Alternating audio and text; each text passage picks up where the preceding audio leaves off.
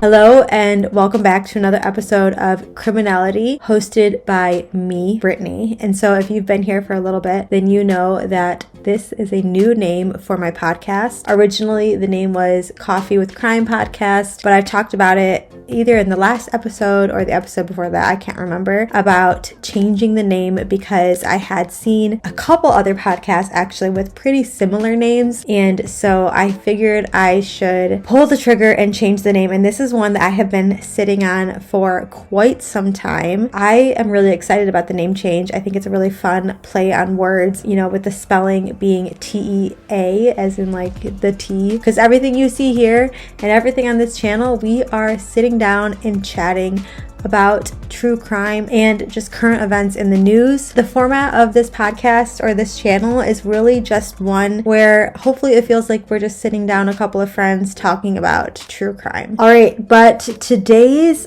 case, this one hits pretty close to home as it took place in my home state of Michigan. So this was just over a week ago. It was July 27th around 4:40-ish p.m. in Traverse City, Michigan, when a 42-year-old male named Bradford James Gille entered into a Walmart and began what seemed to be a random attack on the store's customers. In a very short span of time, Bradford had stabbed 11 of the customers within the Walmart store, ranging between the ages of 29 to 80 years old. And although all 11 of these victims were hospitalized as of now, there have been no fatalities. And so the last report that I read, and I have it here, is that 6 victims were described as in good condition, 2 patients were treated and transferred, and then 3 have been treated and discharged home. So hopefully, you know, what could have been obviously an event with mass casualties, this will actually end up hopefully resulting in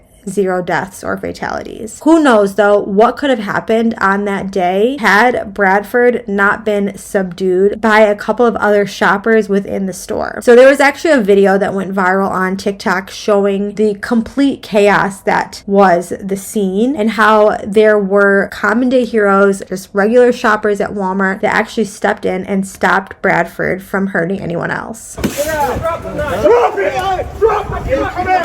Call the police! Drop the knife! Throw the knife that way! Throw it away! Throw it away! Hey, he hasn't dropped it! On the ground!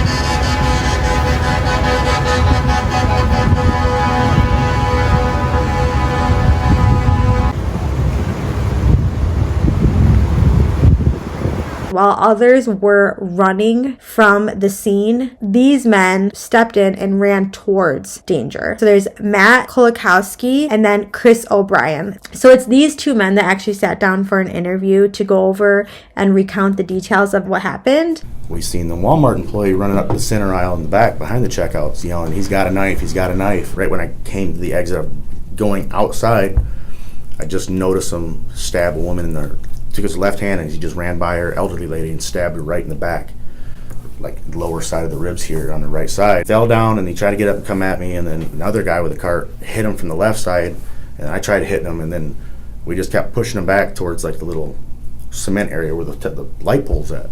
And at that point in time, I look over left and I see Derek in his white shirt and a pistol, and he's coming right at him, and he's commanding him to just stop, drop the knife, drop the knife, drop the knife. And that's when you see me in the video come around the back of the car and back him up. At that point in time, I had no idea who Derek was. And now this is what looks like to me when I'm watching this video. It looks like this man really took charge of the situation and ultimately who was able to stop Bradford, because we know that generally speaking a pistol is going to beat a knife. Of course, we don't see everything, we only see a bit of what happened in this video, but I gotta give major props to Derek and any of the other individuals that stepped in and stopped Bradford from hurting anybody else. All right, so we saw them kind of sit down and just answer a couple of questions, but the gentleman sitting next to Kolakowski, that was Chris O'Brien.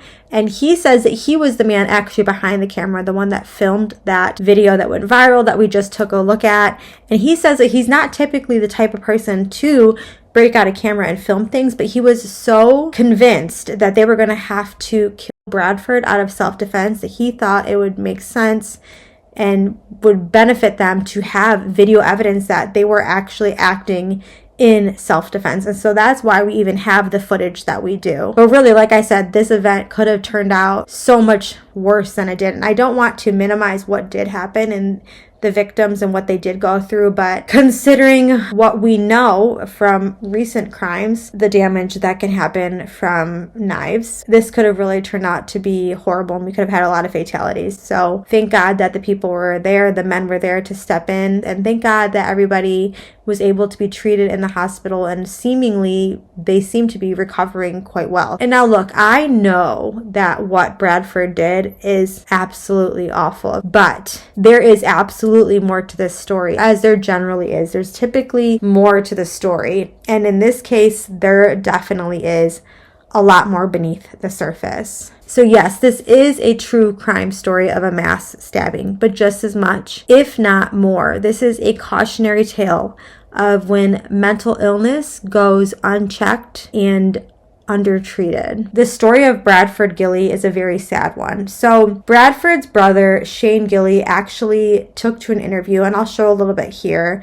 But he took to an interview to, one, apologize on behalf of his brother, but two, to also offer some explanation as to why he thinks that this horrible event was able to happen. There is a backstory to this, and it's put our family through hell. We knew this was coming, but not in this form. His brother, Shane, sheds light on a battle that's been lifelong, starting with what Shane says was a bad reaction to a combination of drugs that put him in a, quote, permanent trip when he was 15. We were staying in the Ronald McDonald house down in Grand Rapids while he was being evaluated, and he never came out of it, and there was nothing available, and there has been nothing available. There's only temporary spots for him, and he would get into a temporary spot, get medicated for a little bit, and start doing really good, showed good signs to the doctors, and they said, well, we have no reason to hold him. He's doing good. After 28 years of witnessing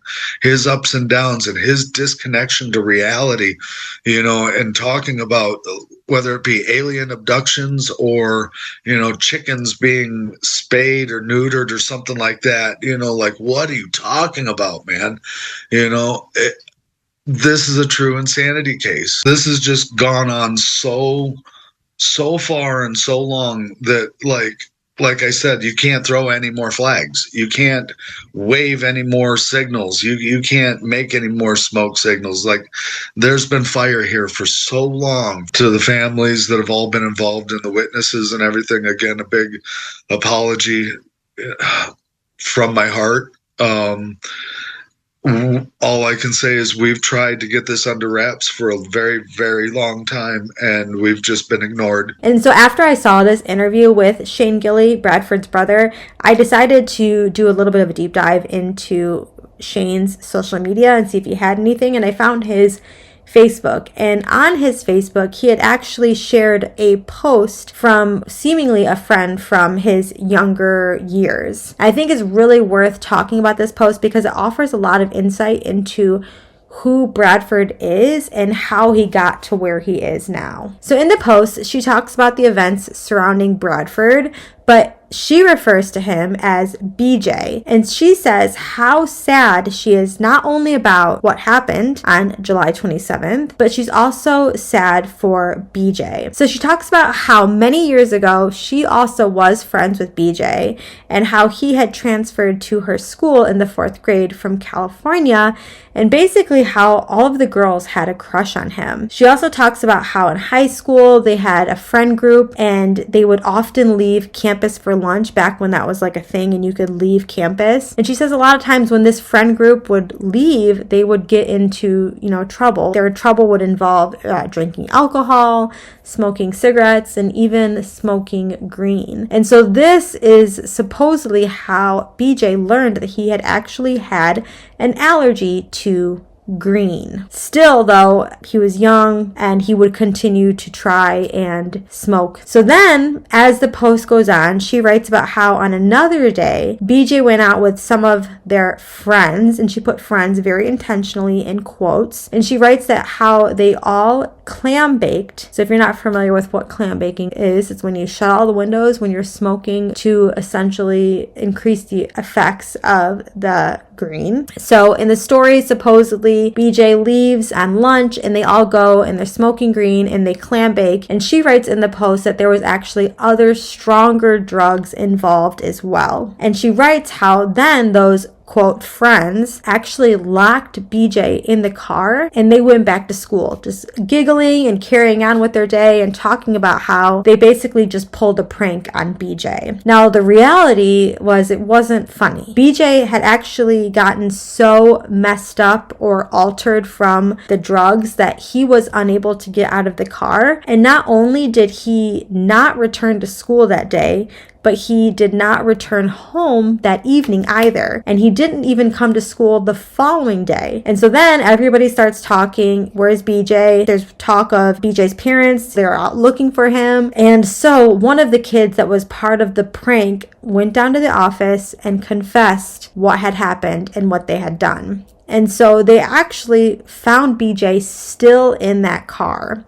And according to this girl's post, they found BJ barely alive. From this moment on, BJ was never the same again. So he was hospitalized for a while. He never went back to school. He was in and out of mental institutions, and BJ was just never the same. And so Shane actually explains it as basically he was on a perma trip or a permanent trip, meaning that he continued to have symptoms from that day that he did the drugs. And I thought it was interesting too because there is actually a diagnosis defined in the DSM as hallucinogen persisting perception disorder.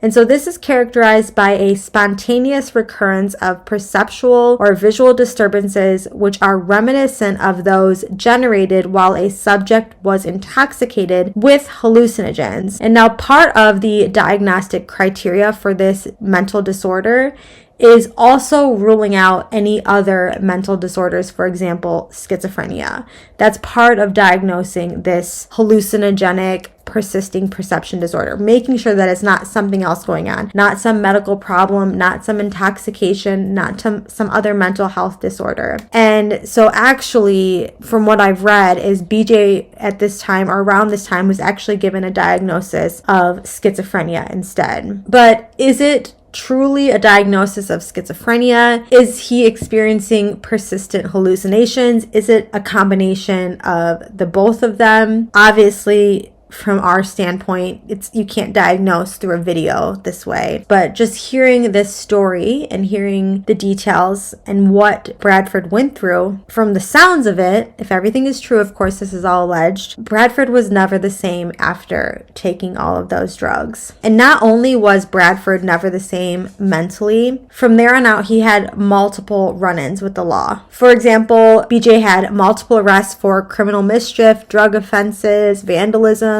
even assault with a dangerous weapon. And then in 2016, he actually attempted to dig up a grave because he was convinced that his father was buried alive. In this incident, he was not found guilty by reason of insanity. However, the question is, what solution, what help was Bradford given? What mental health assistance? And everything that we read and everything that we heard about through their mutual friends and from Shane, his brother, the help that Bradford has received has been far short from the level of care and help that he desperately needs. Instead of being placed into a mental health facility, he's been put back on the streets time and time again. And I want to say that it's a bigger overarching problem in the mental health industry. It's underfunded, it's underserved. There really are very limited mental health services in his area and honestly in the entire country. They have been seeing these red flags and warning signs for years. And so it's really sad and scary to think that this could have been prevented, that the people that knew and know Bradford are not surprised by this at all, because he is and has been so mentally ill for so many years and just not receiving the help that he so clearly needs. And so the question is, what now? Well, Bradford has been charged with 11 counts of assault with intent to murder. But it's not just that. He's actually also being charged for terrorism. So officials are quoted saying that they believe that Bradford's attack was done to affect the entire community and was done to change how they operate on a daily basis. And to that I say, I seriously doubt it. Bradford has not put that much thought, that much coherent thought into his actions that have got him here. He is obviously an incredibly mentally ill person that, like I said, has been thrown back to the streets and into the community time and time again. Certainly is one of the most heinous accusations from an individual that's been before this court in 30 some years. Well, the tobacco, y'all like have the tobacco company and you're selling cigarettes with fiberglass and chemicals in them just to kill off the population, and you can't really accuse me of anything if you're doing that, so. Okay. So I'm going to mute you for right now because I need to let you know what my decision is with regard to bond. Mr. Gille, your bond is going to be a $100,000 cash or surety bond. Conditions on the bond are that you may not use nor possess any alcohol, any illegal substance, or any controlled substance, including marijuana, any mind or mood altering substances, or any non-prescribed medication. You would submit to 4 times per month urine screens. You would submit to discretionary PBTs and discretionary urine screens whenever requested by a police officer or any court personnel, so you may not refuse. You may not use nor possess any weapons of any sort, nor use any object as a weapon. You will have no threatening, intimidating, harassing, or violent behavior towards any person. You'll be respectful of all court employees and care providers during the course of your case. You may not return to any Walmart. There have been countless red flags from Bradford. The man is sick and he needs help. And so, from everything that I have read, I honestly think that Bradford James Gille is a victim as well.